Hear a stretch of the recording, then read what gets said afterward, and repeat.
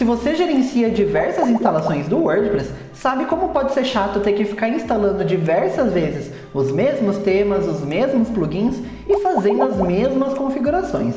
Mas e se eu te disser que tem uma maneira muito mais fácil de fazer isso através do terminal? No vídeo de hoje eu vou te mostrar o WP CLI, uma ferramenta de linha de comando que permite que você gerencie o WordPress diretamente do terminal. E o vídeo de hoje só está sendo possível graças ao apoio da Hostinger. Inclusive, você pode utilizar o WP CLI nos servidores da Hostinger, que é exatamente o que a gente vai fazer aqui no vídeo de hoje. Você pode inclusive clicar no primeiro link aqui na descrição para contratar a sua hospedagem da Hostinger e utilizar o cupom DIOLINUX para ter ainda mais desconto.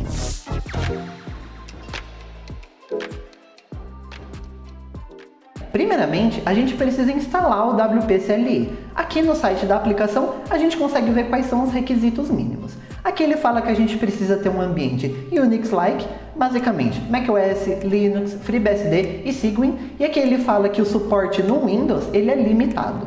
E também fala que você precisa ter o PHP na versão 5.6 ou superior. E para você gerenciar o WordPress precisa estar no mínimo na versão 3.7. Mas é claro que o recomendado é você utilizar sempre o WordPress na última versão possível. Só que como a gente vai utilizar essa ferramenta para gerenciar o WordPress, a gente também precisa ficar atento nos requisitos mínimos do próprio WordPress em si. Então se você entrar aqui no site do WordPress, que é wordpress.org, você consegue ver aqui que eles recomendam no mínimo o PHP na versão 7.4 e o MySQL na versão 5.7. Se você utilizar o MariaDB, é a versão 10.4 ou superior. E por último, é claro, você precisa de uma hospedagem. Aqui no caso, para utilizar o WordPress CLI, a gente precisa ter acesso ao sistema operacional da hospedagem. Então, para isso, a gente vai utilizar um plano de VPS da Hostinger. Aqui no site da Hostinger, a gente consegue ver que tem alguns planos de VPS. Aqui você deve escolher de acordo com o tamanho do seu site, de acordo com a quantidade de CPU que você precisa, de memória RAM, em espaço de armazenamento, em largura de banda. Então, se o seu site é bem menorzinho, tem menos acessos, esse plano KVM1 talvez já seja o suficiente para você. Mas se você tem um site muito grande, com muitos acessos, talvez você precise de um plano maior. Depois que você contratar sua hospedagem, você consegue fazer a configuração inicial e inclusive você já consegue instalar um sistema operacional com o WordPress instalado por padrão. Então essa parte você não vai precisar se preocupar.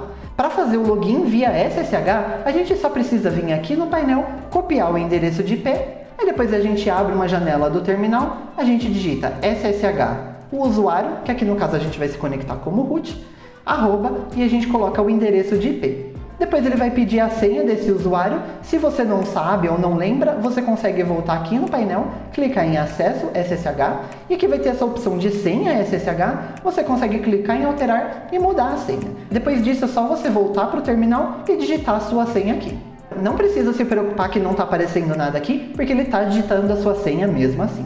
Depois é só você apertar um Enter, e quando você fizer login via SSH na sua hospedagem pela primeira vez, ele vai pedir o domínio aqui para você conseguir acessar a sua hospedagem via um domínio ao invés do IP. Assim, ao invés de você precisar ficar digitando sempre aqueles vários números para entrar no seu site, você pode digitar diretamente um domínio, como diolinux.com.br, por exemplo. Aqui no meu caso eu não vou fazer isso ainda, então é só eu apertar Enter e ele vai falar aqui, ó, você precisa colocar um domínio válido. Mas de qualquer maneira ele não me obrigou a colocar isso, então eu posso depois, numa próxima vez, voltar aqui, fazer o login e ele vai perguntar de novo.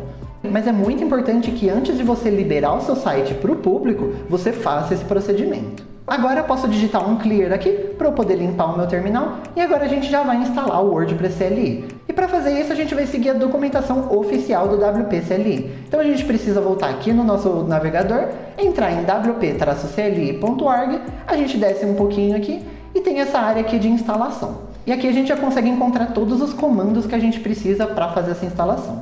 O primeiro comando aqui, a gente vai baixar esse arquivo wp-cli.far e a gente vai utilizar ou wget ou curl. Aqui no comando ele está utilizando o curl, então a gente vai utilizar esse exato mesmo comando. Então é só a gente vir aqui, copiar esse comando, voltar no terminal, colar ele e apertar um Enter.